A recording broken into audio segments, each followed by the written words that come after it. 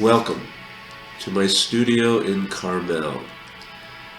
My name is Janaka Stagnaro, and I will be reading to you from the Teachings of Yama, A Conversation with Death, a book I wrote 8 years ago, or longer than that, but it came out 8 years ago. And I'll be doing a series of readings, reading this book, and then I'll also be doing readings of other books that I find inspiring, that help me in the morning. I read before I start the day, and after or right before I go into meditation. Kind of sets the mood.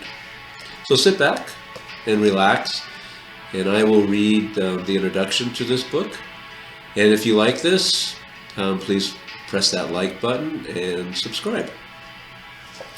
Introduction to the Teachings of Yama.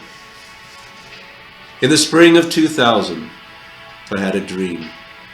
I have many dreams that I recall, and many of them I find insightful, inspiring, and sometimes life-changing. This dream arose most vividly, a dream of death in the shape of a woman holding the rotting head of a child, her child, demanding attention. I awoke, not disturbed, but profoundly moved. Maintaining the silence of my being, I immediately wrote a poem about it, which subsequently inspired the beginning of this book. As with many poems I write, new insights arise as they take me to that secret place beyond the linear reasoning of the day-conscious mind. After writing the poem, new images arose in my imagination. I took them into my meditation, and after abiding in the silence of being, the idea emerged that a book was to be born from the dream. It was to be titled The Teachings of Yama, A Conversation with Death. I felt thrilled at the idea, yet no clear image about the book's content came forth. It was just a notion, similar to looking at a faint star. If I gazed at it directly, the book disappeared. Yet if I sensed it out of the corner of my eye with peripheral vision, the sense of the book would shyly reveal itself. It revealed that I was just to write about what I love to talk about, what is only worth talking about, the quest for truth and how to go beyond the reach of death, to bring forth the teachings of Ramana Maharshi, A Course in Miracles, and other non-dualistic teachings in a fun story form. That was clear and poetic. To write for myself, to have fun, and not to worry about what others might think, and to give up any concern about whether the ideas in the book were valid or not for those who might read it. It has been the easiest writing I've ever done. Whenever the time permitted, or when I made time, the words simply flowed. What I wrote would often parallel what was happening in my waking life, giving me guidance and insights, encouraging me along the way. Like a dream, this book is a collection of actual personal experiences, whether in waking or dreaming consciousness, imagination, and stories and teachings of others that have become a part of how I express myself in the world. Many of the stories readers will recognize, despite my elaborations, with various ones coming from Hindu and Buddhist traditions. The teachings and teachers who have influenced me and thus this book have been, beyond the aforementioned Ramana and A Course in Miracles, to mention a few, are Jyotish Harish and his teachings on the Leela game, the impersonal life, Karunamai, Nisargadatta, Rumi, the Upanishads, the Bhagavad Gita, Rudolf Steiner and his Waldorf education, the Buddha, and life itself. As I have been synthesizing Eastern and Western teachings with my own experiences and realizations, along with this particular time and space I was born into as an American in the 21st century, so do the teachings of Yama reflect this. This is not a channeled book by some entity named Yama. I was fully conscious through all of the writing. Yama is simply an inspiration, a focus, a reminder. I cannot say that the Yama of this book is real or unreal, any more than I can say that this Janaka of this life is real or unreal. Does it matter anyhow? Now some might question how death can be an inspiration, for Yama is the name of the Hindu god of death. Since childhood I have been fascinated with death. For a long while that fascination included all the usual metaphysical questions. Did life exist on the other side? Is there a heaven and a hell? How to contact the dead? Is there reincarnation? And on the questions came. Perhaps the first question concerning death happened when I was in kindergarten. My neighbor, Elizabeth, born on the same day and in the same hospital, died of leukemia. Why her and not me was a question I carried with me, and that question continued as I watched people die and others live. Why some died in an accident and not others. It was not until I found myself in a near drowning incident while canoeing down the Russian River with some college friends that death became a friend. My canoe capsized, and in a panic and not knowing how to swim at that point in my life, I attempted to swim upstream. Soon I was going down into the depths for the third and last time, my cries for help I believed unheard.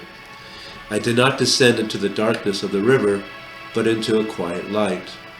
Then from above the scene my awareness, like the witness of a dream, watched my rescuer jump up from his spot on the shore and wade. Afterwards I discovered that I was drowning in perhaps 3 feet of water, into the river and grabbed my outstretched hand. Suddenly my awareness was back in a coughing body that grudgingly thanked the man.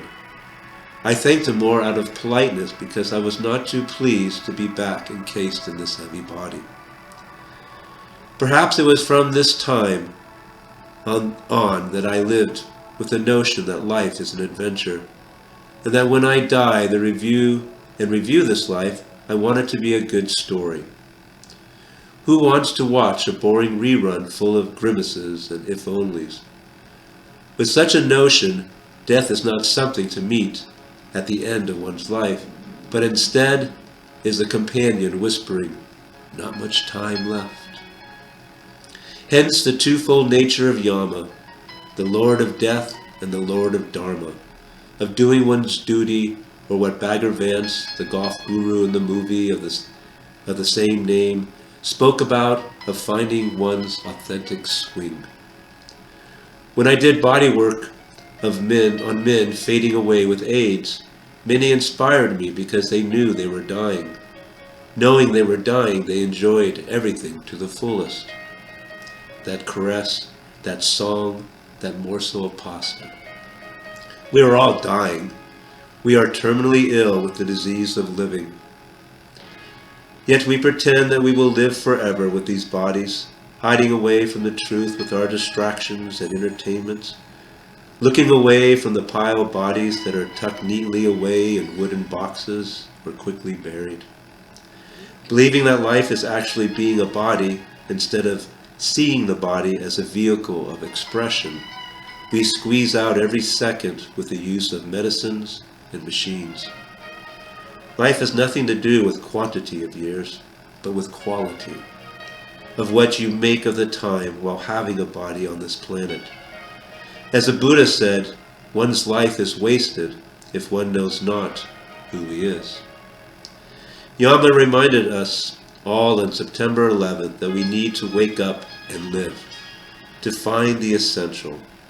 As the dust of the Twin Towers settled, people started looking around at the world and those in their lives with more appreciation, because tomorrow may not come, and the American dream of acquiring began to wobble and fade. But the powers of illusion are hard to dispel, and soon those in high positions shouted that we must get back to normal, act like a good American and get out there and consume. No one will make us change.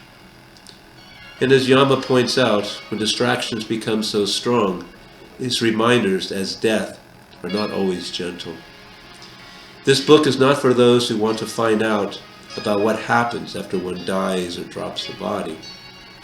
This book is for those who want to come to the place where death never existed at all, who want to know the true self, changeless and all-encompassing. This book is simply a reminder that death and change are but friends when seen with the eye of all that is.